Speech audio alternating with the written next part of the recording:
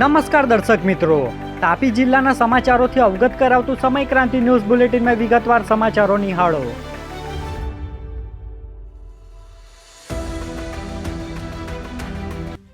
સોંગઢના ખોગડ ગામની સીમા મોપેડ પરથી કાબુ ગુમાવતા સર્જાયો કરુણ અકસ્માત. 12 વર્ષના સગીર અને 3 વર્ષની માસૂમ બાળકીના મોતથી ગામમાં શોકનું મોજું.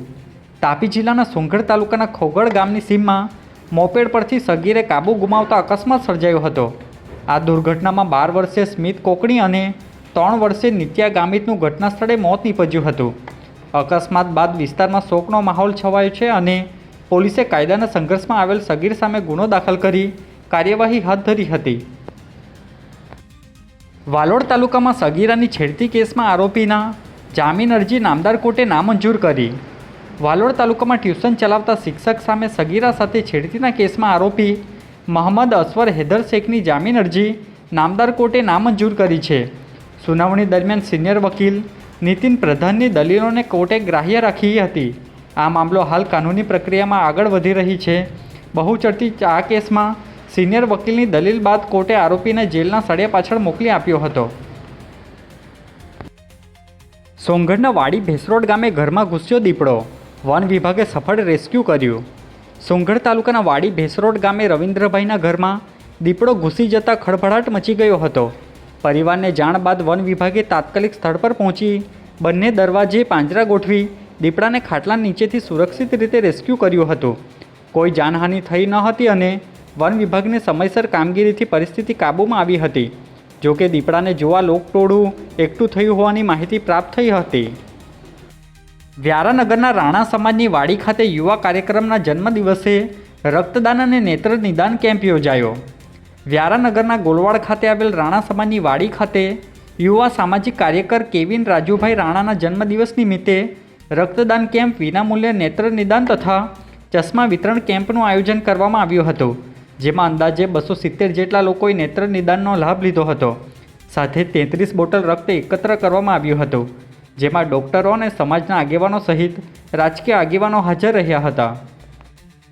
વ્યારા ખાતે ભારતીય બૌદ્ધ મહાસભા દક્ષિણ ગુજરાત વિભાગની મહિલા શાખા ગઠન શિબિર સફળતાપૂર્વક સંપન્ન. વ્યારા શહેરના ડૉક્ટર બાબા સાહેબ આંબેડકર હોલ ખાતે ભારતીય બૌદ્ધ મહાસભા દક્ષિણ ગુજરાત વિભાગ દ્વારા મહિલા શાખા ગઠન શિબિરનું આયોજન કરવામાં આવ્યું હતું. આ શિબિરમાં વિવિધ જિલ્લાઓમાંથી મોટી સંખ્યામાં બહેનોએ ભાગ લીધો હતો. જે કાર્યક્રમ દરમિયાન મહિલા સશક્તિકરણ, સંગઠન મજબૂતી અને સમાજમાં મહિલાઓની ભૂમિકા અંગે માર્ગદર્શન આપવામાં આવ્યું હતું. સોંગઢના આંબલીપાડા ગામના યુવાને ખેતરમાં જઈ દવા પી લીધી. સારવાર અર્થે વ્યારા સિવિલ ખાતે ખસેડવામાં આવ્યો. તાપી જિલ્લાની વ્યારા સિવિલ હોસ્પિટલ ખાતેથી મળતી માહિતી મુજબ સોંગઢના આંબલીપાડા ગામની સીમમાં આવેલ ખેતરમાં 24 વર્ષીય ઋત્વિક ગામિતે અગમ્ય કારણોસર દવા પી લેતા તેમને સારવાર અર્થે સિવિલમાં ખસેડવામાં આવ્યો હતો. જ્યાં તબીબ દ્વારા સારવાર આપવામાં આવી હતી, જેની જાણ પોલીસને કરાઈ હતી. સોંગઢના ખોગડ ગામની સીમા મોપેડ પરથી કાબુ ગુમાવતા સર્જાયો કરુણ અકસ્માત. 12 વર્ષના સગીર અને 3 વર્ષની માસૂમ બાળકીના મોતથી ગામમાં શોકનું મોજું. તાપી જિલ્લાના સોંગઢ તાલુકાના ખોગડ ગામની સીમમાં મોપેડ પરથી સગીરે કાબુ ગુમાવતા અકસ્માત સર્જાયો હતો. આ દુર્ઘટનામાં 12 વર્ષીય સ્મિત કોકણી અને 3 વર્ષીય નિત્યા ગામિતનું ઘટના સ્થળે મોત નીપજ્યું હતું. અકસ્માત બાદ વિસ્તારમાં શોકનો માહોલ છવાયો છે અને પોલીસે કાયદાના સંઘર્ષમાં આવેલ સગીર સામે ગુનો દાખલ કરી કાર્યવાહી હાથ ધરી હતી. વ્યારાના માર્કેટ યાર્ડમાં યુરિયા ખાતર મુદ્દે તણાવ, ખેડૂતો અને વિક્રેતાઓ વચ્ચે નોકઝોક, વિડીયો થયો વાયરલ. વ્યારાના માર્કેટ યાર્ડમાં યુરિયા ખાતરના વિતરણને લઈને ખેડૂતો અને વિક્રેતાઓ વચ્ચે ઉગ્ર નોકઝોક સર્જાઈ હતી. પૂરતું ખાતર ન મળતું હોવાની ફરિયાદ સાથે ખેડૂતોમાં રોષ જોવા મળ્યો. જ્યારે વિક્રેતાઓએ નિયમ મુજબ વિતરણ થતું હોવાનું જણાવ્યું.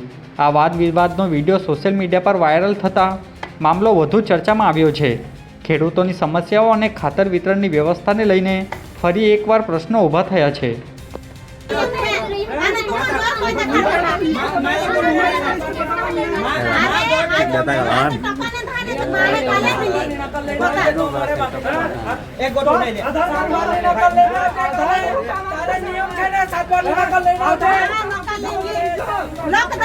આજે બુલેટિનમાં બસ આટલું જ અને સમય ક્રાંતિ ન્યૂઝ ચેનલને લાઇક, શેર, કોમેન્ટ્સ અને સબસ્ક્રાઇબ અવશ્ય કરી લેશો, જેથી કરી તમને તાપી જિલ્લાના સમાચારોની અપડેટ મળતી રહે. અને મને રજા આપશો. આભાર.